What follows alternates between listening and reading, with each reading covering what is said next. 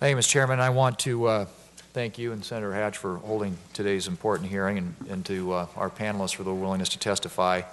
There are a number of very important issues regarding state and local taxation that are being discussed today, and I wanted to focus on one in particular, the taxation of digital goods and services. Last year, I introduced, along with my colleague from Oregon, Senator Wyden, the Digital Goods and Services Tax Fairness Act. Our legislation would ensure that the fast-growing digital economy is not stymied by multiple and discriminatory state and local taxes. Digital goods and services such as movie and music downloads and cloud computing services are an ever-increasing and vital part of our economy.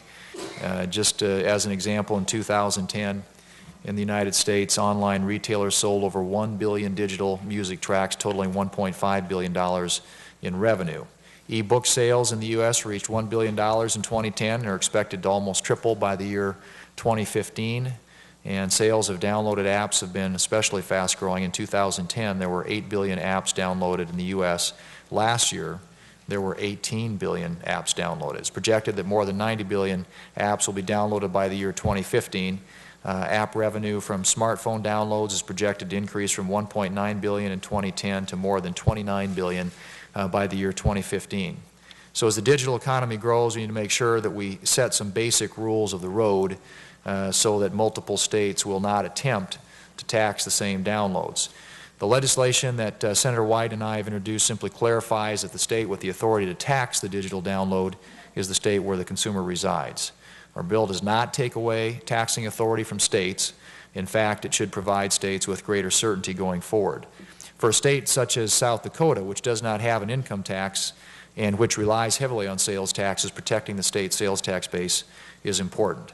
Just as it is important that Congress extend the deductibility of state sales taxes for taxpayers who itemize, a provision that expired at the end of last year. I hope the Senate will have an opportunity to consider the Digital Goods and Services Tax Fairness Act later this year, and I appreciate the leadership of the Senator from Oregon on this issue, and look forward to working with him and with this committee and hopefully being able to move this legislation forward. I thought just a question for anybody on the panel. You identified the Mobile Telecommunications Sourcing Act. I think that was you, Mr. Hellerstein, as the poster child highlighting the appropriate role for Congress to address certain complexities that surface in state and local taxation of interstate commerce.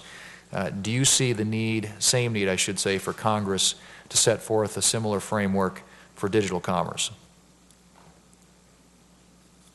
Senator, I think that would fit within at least my view of what would be appropriate legislation. But I think it's very important, again, to come back to Senator Hatch's point about first do no harm. It's very important that this be done surgically, so that if we are to identify a particular state that may tax these goods and services, and only that state, that I think is quite consistent with the Mobile Telecommunications Sourcing Act. On the other hand, as I read through this draft bill, I think it would be a field day for lawyers given the uncertainties with some of the definitions and the scope. So I would just urge this committee or whoever is considering this bill to be very, very careful in trying to do good because there are provisions in the bill as drafted which I would regard as not ideal.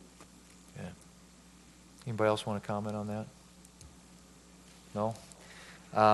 Let me ask just a question about how you would, this issue, if you had a consumer from Washington who's visiting Florida, downloads a song that's provided from a server in Utah, which state has the legal authority today to receive the tax revenue from that purchase? Well, they can all try, and that's the problem. Yeah. And without congressional action, isn't it questionable as to which state, if any, has a right to receive the tax revenue from that transaction? Absolutely, and they will all try.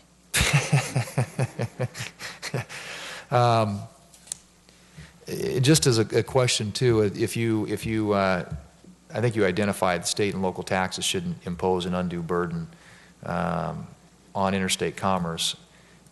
Doesn't it make sense then, if you agree that that the purchase of downloaded music should be taxed no differently than the local purchase of a CD? I mean, if you're going to buy a CD in a store, that downloading music ought to be taxed in a similar way. Conceptually, that makes a lot of sense, yes. Okay. Nobody, Administratively, it may be difficult to, but conceptually, it makes a lot of sense. but nobody basically disagrees with that concept. Conceptually, it makes sense. The Digital Goods and Service Tax Fairness Act does not dictate whether or not a state can tax digital transactions, but rather sets a framework upon which state and local taxes can be applied to this form of commerce in a fair and rational manner. Some have asserted there is no such impediment to a rational tax structure under existing law, citing the fact that consumers can get credits if they pay double taxes. However, wouldn't all stakeholders be better served for Congress to establish some sort of framework that will provide the certainty for consumers, providers, and state and local governments in the taxes collected from digital commerce? Yes. Anybody disagree with that? The states won't do it themselves. Right, okay.